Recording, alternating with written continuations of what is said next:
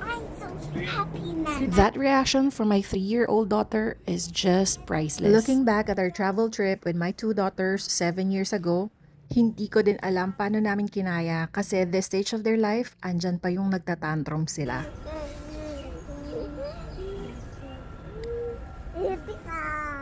Nakakatuwa lang tong moment na to kasi si ate, she's trying to pacify AC. Ang dami lang talagang tantrums. Don't cry. It's okay.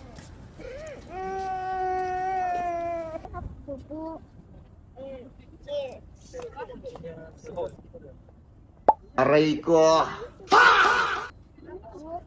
Don't stay there. Just beside Nanay. No, dapat that. O, diba ang saya? Pagkatapos ng tantrums, you have to deal with their poop. For the love of travel, lahat ng yan, kakayanin mo talaga. One for the books talaga itong travel with them. Nang ganyan pa sila kaliliit.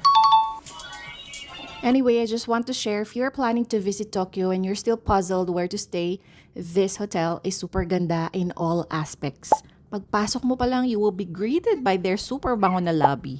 Curious nga ako kung anong scent yun. Di ko talaga makalimutan kasi ang bango-bango niya talaga. And they have alcohol stations everywhere. Maliit lang din yung lobby nila pero functional na rin naman. Nakaka-addict talaga yung amoy ng lobby. And here is what it looks like inside our room. So I booked 2 beds kasi meron kaming kids. Hindi kami kakasya pag isang malaking bed lang. Bonus points that this room has a balcony. You can just sit back, enjoy the view, and have your cup of coffee on their balcony. Literal na chill kasi ang lamig talaga at that time. Ayan, upo ka dyan, muni-muni ka. Isipin mo na hindi totoo ang money can't buy happiness. Char. I'm so happy now. Sleep na, sleep. The room is still compact but definitely bigger than most in Japan. Modern yung vibe and super practical ng layout. The bathtub is separate from the toilet. Yes, kahit matagal ka mag-soak, no problem.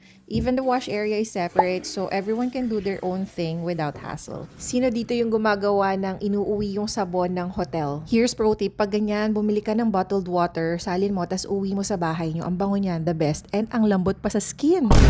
At eto pa, the reason why I love this hotel also is that they have their own money exchange machine. Hindi mo na kailangan lumabas and look for exchange center just to convert your dollars to yen. Super convenient talaga. Ibang level ang efficiency dito sa Japan. Sana all. It's magic. It's a magic. Plus points pala sa amin itong neighborhood ng hotel. It has a very laid-back vibe. Kaya after your long day outside, you'll come back home to a peaceful and quiet place. Ipa-flash ko na lang dito yung name of hotel kasi ang hirap niyang i-pronounce. Yun lang, bye! Ay wait, another 1,000 plus points pala. It's 20 steps away lang from the train station.